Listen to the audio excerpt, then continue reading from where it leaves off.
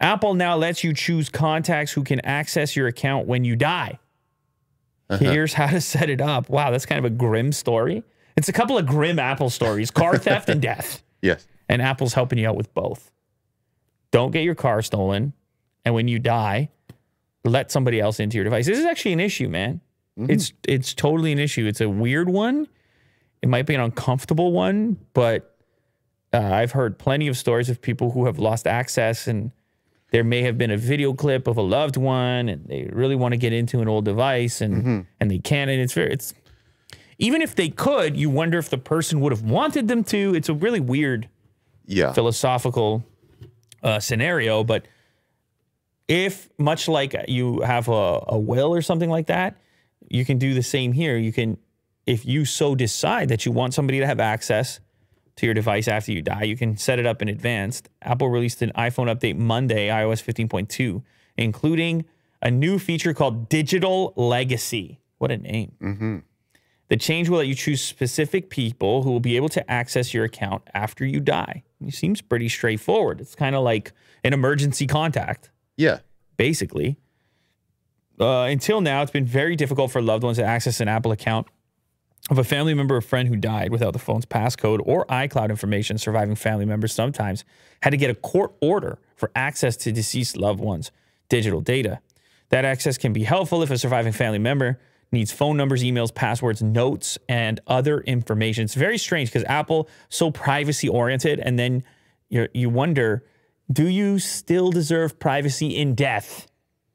See what I'm saying? And it gets a little squirrely, but in this case, it's better because you just set it up in advance and then they know for certain that that's the person or people that you wanted to grant access to. So Apple Digital Legacy, I don't know. What do you think, Will? Are you going to leave your digital legacy to someone else? No, it dies when you die. You get buried. I'm actually very concerned if they get hacked somehow. And then they would have access to my account. Who gets hacked? The person who has my credentials. Oh, are we having a crypto talk right now? Is that what's going on? No. Oh, well, why would they want to? What would be the risk?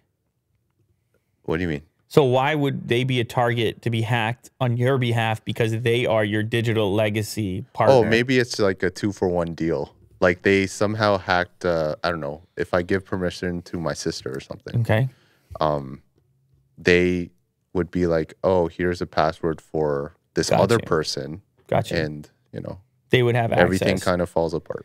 The chosen contacts can access data stored in iCloud, like photos, and scroll a little bit more, and documents after the original user dies, so long as they have a special access key and a copy of the desk. See, I thought crypto right away. Yeah. I was like, imagine there's all types of crypto on there. Yeah. And you tell your family members, I mean, obviously there's other ways, other redundancies you can set in place that are more robust than just your phone. But I'm sure someone's going to use it that way.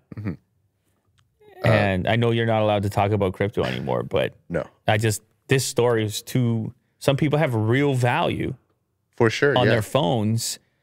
And just sentimental. And sentimental stuff, is really what it's about. But anyway, this is better. Give people permission in advance. Skip the court order. Would you? Digital legacy. I guess so. Yeah, sure. I don't know. Okay. I don't know, man.